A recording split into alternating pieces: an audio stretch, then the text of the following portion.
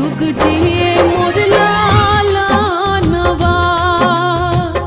और जी करिले माई पूजिले चरणवा जुग जुग